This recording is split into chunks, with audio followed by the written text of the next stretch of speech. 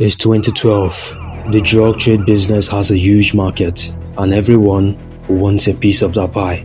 Drugs are traded illegally in every place you can ever imagine, by children, cartels, and even the labs I saw in Southern California were a joke. Has now become Europe's cocaine trafficking capital. Who sold hundreds of pounds of meth. Criminal groups from the Western Balkans have proved to be very entrepreneurial. In very small amounts from street dealers. We're just gonna look and see what we find. It was like my life got a hard reset. $2 million worth of cocaine found hidden all over an SUV. Accounted for 40% of all cocaine seizures in the EU. Customs and Border Protection are really talented at recovering narcotics before they get into the United States.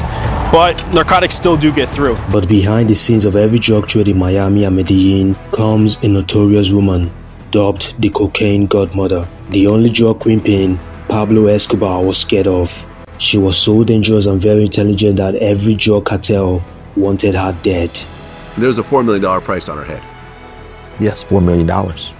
She was the first to ever put a 1-ton load and then became the #1 cocaine distributor. Since the early 70s, she was already called La Madrina. And it's not only because she was the godmother, but it was because of other things. In El Barrio Antioquia, she was the godmother to 200 kids. You know, it was, like I said, it was everybody against Griselda. So she went to war. After the death of her third husband, she was nicknamed the Black Widow, because every man she married ended up dying a few years later under her command. So, you know, you can imply they got out the car, and when they got out the car, they let them have it. I didn't believe it. I didn't want to believe it. She responded the only way that she knew, you know, with aggression. She would never acknowledge it. This is now the third husband. The third husband. That she's had killed. That she's had killed. And at this point, they're calling her the Black Widow. The Black Widow. And it was almost certain her days on earth was numbered. So she became Colombia's most wanted. Now she's a fugitive in not one, but 2 countries. But she decides to come back to Miami, not New York, Miami, and hide in plain sight. Some may say the story of Griselda starts and ends with her, but that's further from the truth. The story of Griselda Blanco starts just before she was born in Colombia, till the day she was assassinated in the city of Medellin, Colombia. You could say that my mother was the first official whale. However, her death was just the beginning of so many drug cartels in Colombia. She pioneered everything of the modern day cocaine industry as we know it. From the jungle, to the laboratory, to the cutting, to the transportation, to the street distribution. She did it all. That's the American dream, okay? What does the American dream mean to you? My second question is, can anyone attain it? And then my final question is, how did you know when you achieved the American dream? The American dream is made up of the fact that you own it. I think America creates an atmosphere for people to achieve. So the American dream is just the ability to achieve. And then the second part of your question? Can anyone attain it? In New York, anyone who can work, which is like the best one-sentence summary of an efficient labor market I've ever heard. You gotta be willing to work hard. You gotta apply a lot of hard work. You gotta apply faith. You gotta apply persistence. You've gotta never ever give up. America is known as a place of hope to so many people when all hope seems to have been lost. Everyone wants to go to America looking for the American dream, hoping for a better life. However, Colombia is quite the opposite. But I want to kind of give a different perspective here of how life is here in Colombia. The minimum wage here is, I think, at the moment around $280 a month. And I was like, how can these people survive? Seguirnos esa vivienda. Entonces, ¿qué es lo que necesitamos nosotros? Nosotros necesitamos empleo. Also felt bad for these people. Various illegal armed groups have forced more than 3.5 million people from their homes. Alejadas y abandonadas, entonces se presta para que el microtráfico. They operate mostly in rural areas, pushing people off their land, forcibly recruiting children, and controlling illegal drug crops. The vast majority of those displaced stay within the borders of Colombia. 70% of the world's cocaine is still produced in Colombia. Griselda Blanco. Tell us a little bit. Who was she? Well, Griselda Blanco Restrepo, to give her her full name. So Griselda Blanco was born in 1943 and grew up in Medellin, Colombia. El Barrio Antioquia, also known as La Santísima Trinidad. As she got older, her relationship with her mom became kind of damaged. She would tell me that she was so poor that she'd go to play soccer outside her house, but all the other little girls would make fun of her. And so her mother brutally beat her. So that's the last time she spent with her mom. And they would tell her, look at your feet. They're full of blood from the slaughterhouse. Your mother can't even afford shoes for you. Ha, ha, ha. You know, at the age of 12 years old, she was thrust into the world. Only neighborhood where there was black people, prostitutes, and there was illegal gambling and reefer, cannabis at the time. There's nothing else you can do except commit murders or sell your body. And there was two gangs. It was my mother's gang that they were the lifters. You know, they were pickpocketers. They call them Dales. They were pickpocket, and they came up with an idea to stop pickpocketing and hit it big. So I guess they kidnapped the engineer's son. And so they wanted, you know, to shake his family down. So the family refused to pay. So Griselda put a gun between his eyes and blew his brains out at 11 years old. Not knowing that this moment would change the course of her entire existence. At the same time, a young Pablo Escobar, whom she was 5 years older than, was in the same city of Medellin, Colombia, not knowing that destiny would bring the two of them together. As Griselda was getting into the criminal lifestyle, Escobar's lifestyle was quite the opposite. He had a goal of becoming a criminal lawyer, a politician, and eventually one day become the president of Colombia. So he forged his high school diploma and started studying in college. But that dream was soon shattered due to lack of money to continue paying for his college. And just like Griselda, his pursuit of money led him down the world of crime, stealing cars and kidnapping people.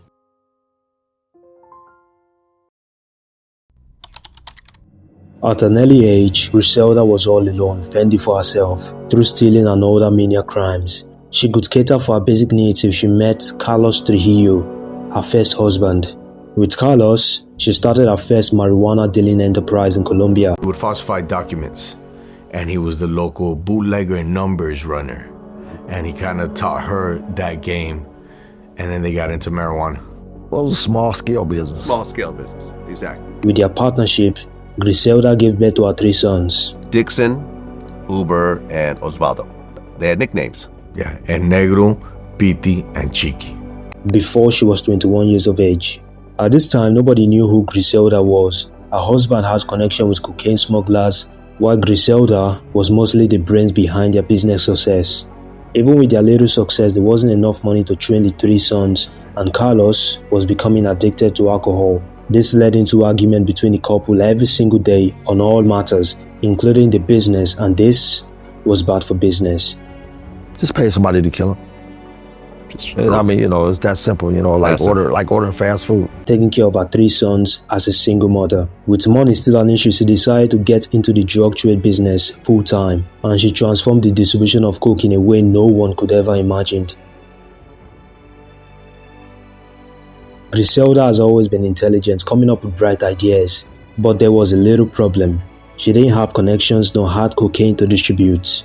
So in order to turn her brilliant ideas into reality, she summoned courage and went up to meet up with her ex-husband friend, Alberto Bravo, a cocaine smuggler for the Medellin cartel. The Medellin cartel was a small cartel at the time, just a gang of boys selling coke in Medellin, and was started by Pablo Escobar. So this would be the first time both of them would cross paths together, but not in person. They were best friends since they were little. She told me I loved him like a brother, from her mouth to my ears. They illegally entered the U.S. and they set up shop in Queens.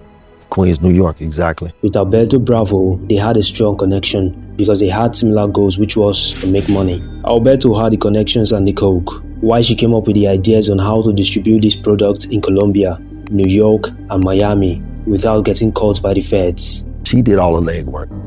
You know, she was the aggressive one, you know, expanding cocaine routes throughout the country. Not Alberto, it was her. She was the real leader. She came up with ideas like using senior citizens in wheelchairs to smuggle drugs, knowing fully well that they would never be searched by police officers, and also using beautiful girls hiding the cocaine in their underwears, knowing fully well that the DEA would not stop them. And this is the bras and the panties, similar as the legend goes. My brother would tell me, you could even see the buds and and in their panties, the cocaine would drip out the panties. It would drip out the shoes. My brother would tell me it was ridiculous how they would get away with it. And I would tell him, Dixon, how? What about the dogs? And he would tell me, what fucking dogs? There wasn't no K9s at the airport in the 60s. And I was like, no wonder she hid. In our words, nobody would think a beautiful girl dressing like a model would ever smuggle cocaine. During their business partnership, both Escobar and Griselda were making name for themselves. Pablo had the coke, while Griselda came up with ideas to move them across the borders, mostly from Medellin to Miami. Soon after, Griselda married Alberto Bravo, her second husband, who supported her and her children, looking after her 3 sons like they were his own. They were best friends in El Barrio Antioquia, and they got married in New York for U.S. citizenship, to try to get the residence and then the U.S. citizenship. That's why my mother, she was a resident. Not wanting her sons to grow up like her, Griselda provided everything her boys wanted, gave them a very good education, hoping they would all one day be graduates, something she could never achieve, and most importantly, give them a good life outside crime. But the drug business was always in her son's blood, and history was bound to repeat itself. After finding out the business their mother was doing, they were fascinated. They ended up quitting school to make the drug business a family enterprise, which at first, Griselda wasn't happy by their decision, but they left her with no choice. And just like that, Dixon, Ube, and Osvaldo joined their mom, and they were all causing chaos in Miami. In Queens, they used to call her the La Reina de Queens, the Queen of Queens. And then then in Miami, yes, she becomes the Queen of Cocaine. Still the major distributor here in Miami, but she kind of lets my brothers to take over of all the distribution. Chiqui had that wisdom that, like, why just Miami? We already heated up here, so let me branch out to Cali, leave Miami on the side, on the back burner, but let me see how much we can do in California. Yeah, Chiqui took over the routes, and he took over all my mom's wholesalers and retailers. And Chiqui becomes kind of like the #1 distributor for Los Ochoas and everybody, Miami, and then we branch out to California. They were running California, man, like if it was Medellin. And that's what really made him that 100 millionaire by the time he was 19 years old. The kid had the gift. He was different. At the age of 19, he was considered the 3rd largest cocaine distributor in the world. That was 1985. It was crazy how they would, from the Bay Area to LA, from the Bay to LA, and it was thousands of kilos for them. So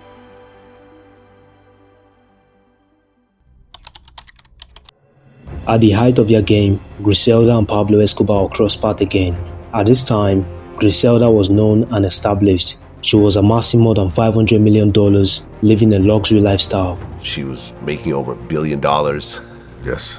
And they made so much money. I mean, my brother Chiqui probably made more money than my mother. Everybody worked for my mother. Everyone worked. Judges, cops, name it. Everybody worked for my mother. Escobar, on the other hand, was now a big politician, elected as an alternative member of the Chamber of Representatives as part of the Liberal Party. You were also the son of a politician, not only a drug dealer, but a politician as well. I mean, Pablo Escobar was an ambitious politician. Well, yes. Through his position, he was responsible for community projects such as the construction of houses and football fields, which gained him popularity among the locals of the town, and obviously using his power to smuggle cocaine. He was easily pulling off $40 million a week. But at some point, it was like the political establishment in Colombia realized who he was, what he did. But in order to grow bigger, he needed Griselda. Escobar and his friend Dario Sepulveda went on to meet Griselda to know their plans and come up with business ideas and work together.